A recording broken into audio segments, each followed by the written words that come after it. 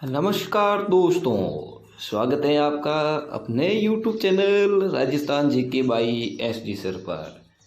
मित्रों, आज हम अध्ययन करेंगे इतिहास से संबंधित RPSC फर्स्ट ग्रेड भर्ती से संबंधित जो प्रैक्टिस शुरू करेंगे और टेस्ट पेपर हम लेंगे, जिसमें से आज हम ऑब्जेक्टिव प्रश्नों का अध्ययन करेंगे और उन 50 प्रश्नों का अध्ययन करेंगे जो आपके इतिहास से संबंधित हैं और RPSC की जो एग्ज़ाम होते हैं फर्स्ट ग्रेड उनसे संबंधित महत्वपूर्ण प्रश्न हैं, उनका हम अध्ययन करेंगे।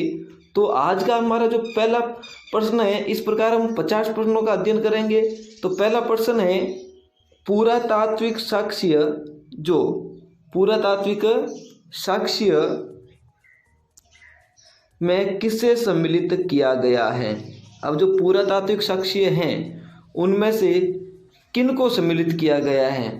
तो देखो, क्या ए में दे रखा है अभिलेख, ए में क्या दे रखा है अभिलेख, और ब में दे रखा है ब्राह्मण साहित्य, और स में दे रखा है जैन साहित्य, द में दे रखा बौद्ध साहित्य। तो पुरातात्विक साक्ष्यों में किसे सम्मिलित किया जाता है।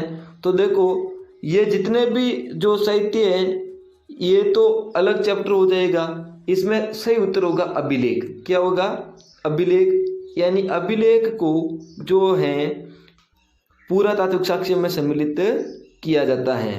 व्याख्या हम देखें मित्रों, अभिलेख से तात्पर्य पत्थर के ऊपर अंकित लेख होता है। अभिलेखों को खुदवाने की परंपरा की शुरुआत मौर्य शासक अशोक ने की थी। अब अभिलेखों को खुदवाने की जो परंपरा जो किसने शुरू की थी, तो वो की थी मौर्य शासक ने, अशोक ने। अगला है हमारा मित्रों, खारवेल का हाथी गुफा अभिलेख कहाँ स्थित है। खारवेल का हाथी गुफा अभिलेख कहाँ स्थित है? ये है उड़ीसा में। कहाँ है? उड़ीसा में स्थित है। अगला है मित्रों, तीसरा है, हाथी गुफा अभिलेख किस भाषा में है। तो ध्यान रखना, हाथी गुफा अभिलेख जो आपके लिखा गया है वो आपके हैं, जो हाथी गुफा अभिलेख आपके प्राकृत भाषा में, किसमें है? प्राकृत भाषा में हाथी गुफा अभिलेख है। किस भाषा में? प्राकृत भाषा में हाथी गुफा अभिलेख है। खारवेल किस वंश से संबंधित था। तो खारवेल था, चौथा प्रश्न है आपका, खारवेल किस वंश से संबंधित था। तो ये था चैदी वंश से संबंधित था। खारवेल किस वंश से संबंधित था? चैदी वंश से संबंधित था। व्याख्या देखें हम, तो खारवेल चैदी वंश का शासक था, जिसके बारे में जानकारी उड़ीसा में स्थित हाथी गुफा अभिलेख में मिलती है और वह जैन धर्म का अनुयायी था। पांचवा प्रश्न है, इलाहाबाद में स्थित प्रयाग परिस्थिति की रचना किसने की थी। तो इलाहाबाद में स्थित प्रयाग परिस्थिति की जो रचना किसने की थी, उसका सही उत्तर है आपकी हरिसेन ने। प्रयाग परिस्थिति की रचना किसने की थी? हरिसेन ने प्रयाग परिस्थिति की जो रचना की थी। हरिसेन गुप्त शासक समुद्रगुप्त का जो कुमारगुप्त, जो हरिसेन है गुप्त शासन के समय हुआ था, और जो समुद्रगुप्त का कुमारामात्य था, जिसने प्रयाग परिस्थिति की में समुद्रगुप्त की जो उपलब्धियों का वर्णन किया था। यानी हरिसेन जो है, एक हम कह सकते हैं समुद्रगुप्त का दरबारी कवि भी कह सकते हैं, लेखक भी कह सकते हैं, वो था जिसने जो समुद्रगुप्त का कुमारामात्य था, जिसने प्रयाग परिस्थिति की रचना की थी। छठा प्रश्न है, प्रयाग परिस्थिति में प्राचीन भारत के किस राजा का उल्लेख मिलता है। तो समुद्रगुप्त का। क्यों? क्योंकि समुद्रगुप्त के समय ये लिखवाई गई है, तो सर्वाधिक उल्लेख किसका मिलता है? समुद्रगुप्त का जो प्रयाग परिस्थिति में उल्लेख मिलता है। तो प्रयाग परिस्थिति में किसका उल्लेख मिलता है? समुद्रगुप्त का। फिर अगला प्रश्न है मित्रों हमारा, कि अशोक के अभिलेख को सर्वप्रथम किस विद्वान ने पढ़ा। तो ये पढ़ा था जेम्स प्रिंसेप ने। किसने पढ़ा था? जेम्स प्रिंसेप नामक विद्वान ने अशोक के अभिलेखों को पढ़ा था। तो इसका उत्तर सही होगा। इसका सही उत्तर सही होगा। जेम्स प्रिंसेप ने इसके अभिलेखों को पढ़ा था। अगला प्रश्न है हमारा, इसकी व्याख्या हम देखें मित्रों। अशोक के अभिलेखों को जो है 1837 में जेम्स प्रिंसेप नामक विद्वान ने पढ़ा था। इन्होंने अशोक के अभिलेखों की जो लिपि ब्राह्मी व तथा खरोष्टी बताई। अगला है, अशोक के अभिलेखों को सर्वप्रथम किस वर्ष में पढ़ा गया था? तो अशोक के अभिलेखों को सर्वप्रथम किस वर्ष में पढ़ा गया था? 1837 में अशोक के अभिलेखों को सर्वप्रथम पढ़ा गया था। प्रश्न संख्या 9 है, रुद्रदामन का जूनागढ़ अभिलेख कहाँ स्थित है? अब देखो प्रश्न संख्या 9 है आज का कि भाई रुद्रदामन का जूनागढ़ अभिलेख कहाँ स्थित है? तो ये है गुजरात में। जूनागढ़ कहाँ पड़ता है? गुजरात में पड़ता है। तो रुद्रदामन का जूनागढ़ अभिलेख कहाँ है? गुजरात में है। व्याख्या देखिए, रुद्रदामन का जूनागढ़ अभिलेख संस्कृत भाषा में लिखा गया है। जो प्रथम अभिलेख है जिसमें सुदर्शन झील का उल्लेख मिलता है, यानी सुदर्शन झील का जीर्णोद्धार करवाया था रुद्रदामन ने और सुदर्शन झील का निर्माण करवाया था पुष्यमित्र वैश्य ने। अगला प्रश्न है, प्राचीन भारत का वह प्रथम अभिलेख कौन सा है? प्राचीन भारत का वह प्रथम अभिलेख कौन सा है? तो प्रश्न संख्या 10वां है हमारा, प्राचीन भारत का वह प्रथम अभिलेख कौन सा है जो कि संस्कृत भाषा में लिखा गया है? तो जूनागढ़ का जो है रुद्रदामन का जूनागढ़ अभिलेख, जो रुद्रदामन का जूनागढ़ अभिलेख है ये संस्कृत भाषा में लिखा गया है। रुद्रदामन की जूनागढ़ अभिलेख में प्राचीन भारत के किन शासकों के नाम का उल्लेख मिलता है? तो मित्रों, रुद्रदामन के जूनागढ़ अभिलेख में रुद्रदामन, चंद्रगुप्त मौर्य और अशोक का उल्लेख मिलता है। इसका सही आंसर होगा अ। क्या होगा? सही आंसर इसका होगा अ। सिंधु घाटी सभ्यता किस काल की है? तो सिंधु घाटी सभ्यता किस काल की है? इसका सही आंसर होगा आदि ऐतिहासिक काल की। सिंधु घाटी सभ्यता किस काल की है? आदि ऐतिहासिक काल की है। वह युग जिसमें संबंधित लिखित साक्ष्य तो उपलब्ध हैं, लेकिन यह तो अपठनीय है, या जिसकी जो प्रमाणिक जो संदिग्ध हैं वह आदि इतिहास कहलाता है। उदाहरण के लिए सिंधु घाटी सभ्यता। फिर मित्रों, आज का 13वां प्रश्न है, सर्वप्रथम लंदन वीकली पत्रिका में किस विद्वान ने सिंधु सभ्यता का उल्लेख किया था? तो सर्वप्रथम लंदन वीकली पत्रिका में जो है किस विद्वान ने सिंधु सभ्यता का उल्लेख किया था? तो वो किया था जॉन मार्शल ने। जॉन मार्शल ने लंदन वीकली नामक पत्रिका में सर्वप्रथम सिंधु घाटी सभ्यता का जो उल्लेख किया था वह किया था जॉन मार्शल ने। फिर है, सर्वप्रथम सिंधु घाटी सभ्यता के किस स्थल की खोज की गई थी? तो ध्यान रखना, सर्वप्रथम सिंधु घाटी सभ्यता की हड़प्पा नामक स्थान की खोज की गई थी। इसका सही आंसर होगा सर्वप्रथम हड़प्पा नामक स्थल की खोज होने के कारण सिंधु सभ्यता को हड़प्पा सभ्यता भी कहा जाता है। अगला प्रश्न है, सिंधु सभ्यता की खोज के साथ किन दो भारतीय विद्वानों का संबंध है? तो इसका सही आंसर होगा अ। सही आंसर क्या होगा? अ। इसमें रखलदास बनर्जी और दयाराम साहनी नामक दो विद्वानों का महत्वपूर्ण योगदान है जो भारतीय हैं। अगला है, सिंधु घाटी सभ्यता का स्थल। सिंधु घाटी सभ्यता का जो स्थल हड़प्पा किस नदी के तट पर बसा हुआ था? अब जो सिंधु घाटी सभ्यता का स्थल था हड़प्पा, वह किस नदी के तट पर बसा हुआ था? तो मित्रों ध्यान रखना, ये रावी नदी के तट पर बसा हुआ था। सही उत्तर इसका होगा द। ये जो रावी नदी के तट पर बसा हुआ था, सही आंसर इसका द होगा। हड़प्पा कहाँ स्थित है? हड़प्पा कहाँ स्थित है? तो ध्यान रखना, हड़प्पा वर्तमान में जो कहाँ स्थित है? तो हड़प्पा होगा आपके स्थित है, जो वो है पंजाब में। हड़प्पा कहाँ स्थित है? पंजाब में हड़प्पा स्थित है। हड़प्पा नामक स्थल पंजाब प्रांत के जो है मोंटगोमरी जिले में रावी नदी के बाएं तट पर स्थित है। वर्तमान में यह पाकिस्तान में स्थित है। हड़प्पा वर्तमान में कहाँ पर स्थित है? पाकिस्तान में। और पंजाब के अंदर जो है मोंटगोमरी जिले में रावी नदी के बाएं तट पर। 18 प्रश्न है, वैदिक सभ्यता के निर्माता कौन थे? वैदिक सभ्यता के निर्माता कौन थे? तो इसका सही आंसर होगा आर्य। आर्य हैं जो वैदिक सभ्यता के सही निर्माता थे। वैदिक सभ्यता के निर्माता आर्य थे। आर्य से तात्पर्य श्रेष्ठ गुणों से युक्त व्यक्ति होता है। आर्य का सही अर्थ क्या होता है? श्रेष्ठ गुणों से युक्त व्यक्ति। आर्य भारत में बाहर आए और सर्वप्रथम रहने लगे थे। तो आर्य जब भारत में से मतलब भारत में बाहर से आए थे तो सर्वप्रथम कौन से स्थान पर रहने लगे थे? तो ध्यान रखना, सर्वप्रथम ये जो आर्य पंजाब के अंदर बसे थे। कहाँ पर बसे थे? पंजाब के अंदर। इसका सही आंसर होगा मित्रों द। क्या होगा? द। 20वां प्रश्न है, ऋग्वेद के रचयिता कौन थे?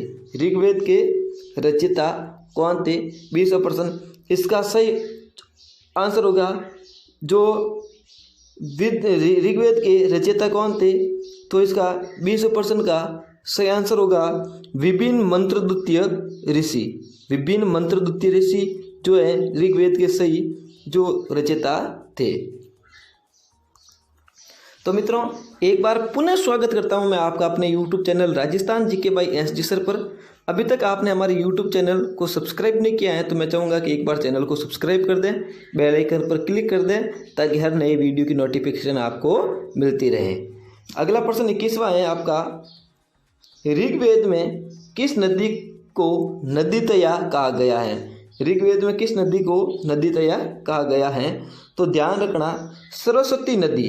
इसका सही आंसर होगा सरस्वती नदी को ऋग्वेद में नदीतया कहा गया है। अगला प्रश्न है 22वां, ऋग्वेद काल में प्रमुख राजकीय पदाधिकारी कौन था? तो ऋग्वेद काल में प्रमुख राजकीय पदाधिकारी था पुरोहित। इसका सही आंसर होगा पुरोहित थे वो ऋग्वेद में प्रमुख राजकीय पदाधिकारी थे। सही आंसर क्या होगा इसका? वो होगा अगला प्रश्न है, ऋग्वेदिक काल में राजनीतिक संगठन की मूल इकाई थी। तो ऋग्वेदिक काल में राजनीतिक संगठन की जो मूल इकाई थी वो थी जन। क्या थी? जन थी। जनपद भी नहीं थी, नगर भी नहीं थी, माग जनपद भी नहीं थी, इसके सही वो थी जन थी। ऋग्वेद में आर्य शब्द का प्रयोग किस संदर्भ में किया जाता है? तो गुणवाचक के रूप में ऋग्वेद में आर्य शब्द का सही प्रयोग किया जाता है, वो होगा गुणवाचक के रूप में। बाल गंगाधर तिलक के अनुसार आर्यों का मूल निवास स्थान कहाँ था? अब बाल गंगाधर तिलक के अनुसार जो आर्यों का मूल निवास था वो सही आंसर है इसका, वो होगा स है, वो सही आंसर होगा, वो था उत्तरी ध्रुव। यानी बाल गंगाधर तिलक के अनुसार आर्य जो मूल रूप से उत्तरी ध्रुव के रहने वाले थे। फिर आज का प्रश्न संख्या 26 है मित्रों हमारा, ऋग्वेदिक काल में आर्यों का भौगोलिक विस्तार था। अब जो ऋग्वेदिक काल में आर्यों का भौगोलिक विस्तार कहाँ तक था? तो ऋग्वेदिक काल में आर्यों का भौगोलिक विस्तार था सप्त सिंधु प्रदेश तक। इसका सही आंसर होगा ब। सप्त सिंधु प्रदेश तक ऋग्वेदिक काल में आर्यों का जो है भौगोलिक विस्तार था सप्त सिंधु प्रदेशों तक। सिंध एवं उसकी सहायक नदियों द्वारा सिंचित प्रदेश सप्त सिंधु प्रदेश के रूप में सुविज्ञ थे। सिंध नदी एवं उसकी सहायक नदियों द्वारा जो प्रदेश सिंचित होते थे उनको सप्त सिंधु प्रदेश के रूप में जाना जाता था। यह प्रदेश आर्यों की गतिविधियों का प्रमुख केंद्र था। 27वां प्रश्न है, इंडो यूरोपीय भाषा परिवार की जो प्राचीनतम भाषा ज्ञात भाषा है। अब जो इंडो यूरोपीय भाषा परिवार की प्राचीनतम ज्ञात भाषा कौन सी है? तो वो मित्रों ध्यान रखना, वह भाषा है संस्कृत। इसका सही उत्तर होगा ब। क्या होगा? ब। संस्कृत भाषा है जो इंडो यूरोपीय भाषा परिवार की प्राचीनतम ज्ञात भाषा है। 28वां प्रश्न है, आर्यों का प्राचीनतम अभिलेख कौन सा है? अब प्रश्न पूछा जाता है कि आर्यों का प्राचीनतम अभिलेख कौन सा है? तो आर्यों का प्राचीनतम अभिलेख होगा वो होगा आपके इसका सही आंसर होगा अ। बोरा जकोई आर्यों का प्राचीनतम अभिलेख है बोरा जकोई। तो मित्रों एक एक बिंदु को ध्यान से सुनिएगा, सभी प्रश्नों को ध्यान से पढ़िएगा और सभी प्रश्न महत्वपूर्ण प्रश्न हैं। अगला प्रश्न है, अब इसकी व्याख्या हम देखें तो आर्यों का प्राचीनतम अभिलेख एशिया के माइनर में बोगजकोई नामक स्थान से मिला है, जिसमें इंद्र, वरुण, मित्र, नासक्तिय जैसे वैदिक देवताओं का उल्लेख हुआ है। प्रसिद्ध 10 राज्य युद्ध किस नदी के तट पर लड़ा गया था? तो ये ध्यान रखना, रावी नदी के तट पर प्रसिद्ध 10 राज्य युद्ध लड़ा गया था। जो 10 राज युद्ध था, 10 राज युद्ध था वो भारत जन के राजा सुदास, ध्यान रखना, भारत जन के राजा सुदास तथा अन्य 10 राजाओं के मध्य लड़ा गया था। भारत जन के राजा सुदास व अन्य 10 राजाओं के मध्य लड़ा गया था। युद्ध का कारण था सुदास द्वारा विश्वामित्र के स्थान पर वशिष्ठ को पुरोहित बना देना।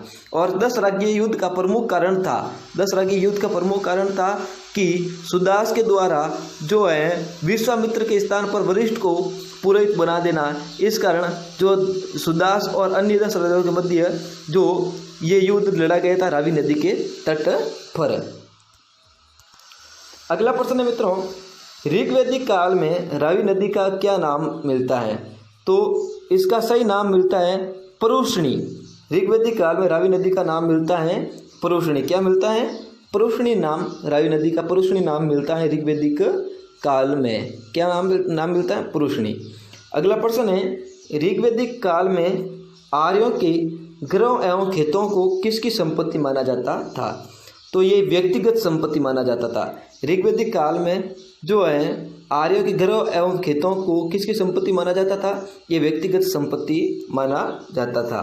अगला प्रश्न है कि भाई 32वां प्रश्न है, ऋग्वैदिक काल में तक्षण कौन था? ऋग्वैदिक काल में तक्षण कौन था? तो बढ़ई नामक जो होते थे वो तक्षण कहलाते थे। बढ़ई हैं वो ऋग्वैदिक काल में जो है तक्षण कहलाते थे। ईसा पूर्व 6वीं शताब्दी में भारत में कौन सी क्रांति हुई थी? तो इसका सही आंसर होगा अ, राजनीतिक क्रांति हुई थी। ईसा पूर्व 6वीं शताब्दी में भारत में कौन सी क्रांति हुई थी? वो हुई थी राजनीतिक क्रांति। ईसा पूर्व 6वीं शताब्दी में कितने महाजनपदों का उदय हुआ था? तो 16 महाजनपदों का उदय हुआ था।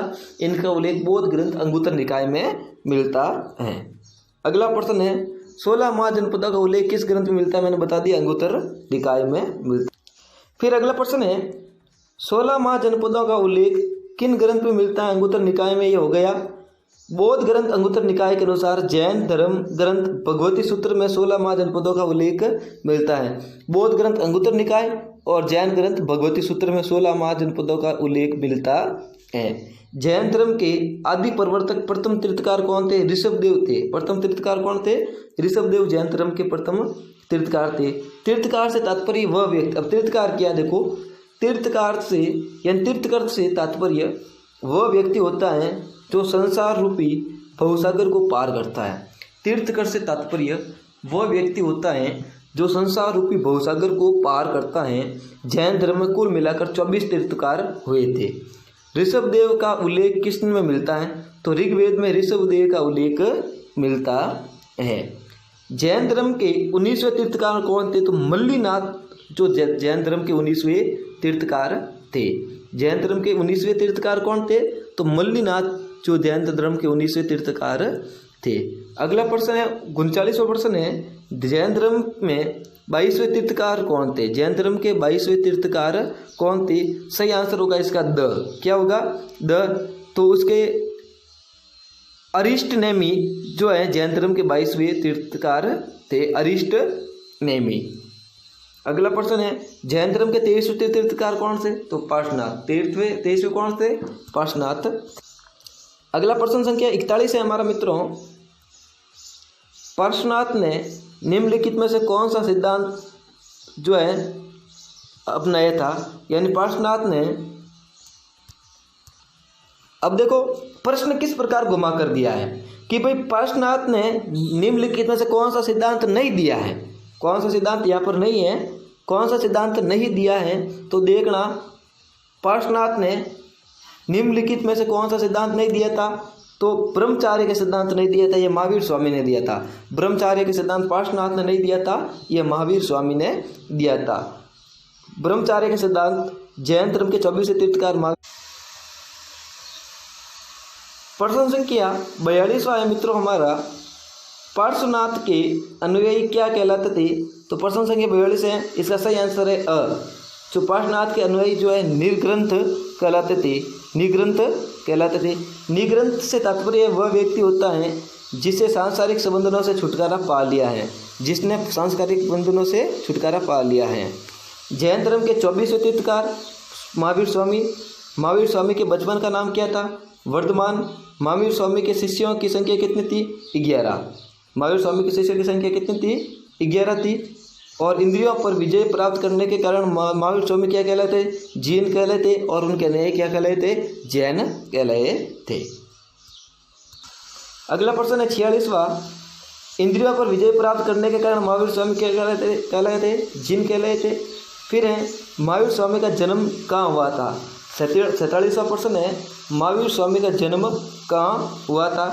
कुंडल ग्राम में महावीर स्वामी का जन्म हुआ था। और महावीर स्वामी की मृत्यु कहाँ हुई थी? वो हुई थी, इसका सही आंसर है अ है, वो है पावा में हुई थी। कहाँ हुई थी? पावा नामक स्थान पर महावीर स्वामी की मृत्यु हुई थी। तृतीय बौद्ध ग्रंथ जो तृतीय बौद्ध संगति की अध्यक्षता किसने की थी? तो मोगलीपुत्र तिस ने तृतीय बौद्ध संगति की जो है अध्यक्षता की थी। तृतीय बौद्ध संगति का आयोजन मौर्य सम्राट अशोक के समय पाटलिपुत्र में मोगलीपुत्र तिस की अध्यक्षता में हुआ था। और आज के चैप्टर का अंतिम प्रश्न है, बौद्ध धर्म का अनुयायी कौन सा शासक था? तो अब ये दे रखा है, इनमें से 4 में से कौन सा जो शासक बौद्ध धर्म का अनुयायी था? तो सम्राट अशोक। ध्यान रखना, सम्राट अशोक कलिंग युग से पहले शैव धर्म का अनुयायी था। कलिंग युद्ध के बाद वो बौद्ध धर्म का अनुयायी बन गया। अब कलिंग युद्ध के पश्चात जो मौर्य सम्राट अशोक बौद्ध धर्म ग्रहण किया था, इससे पहले वो शैव धर्म को मानने वाला था।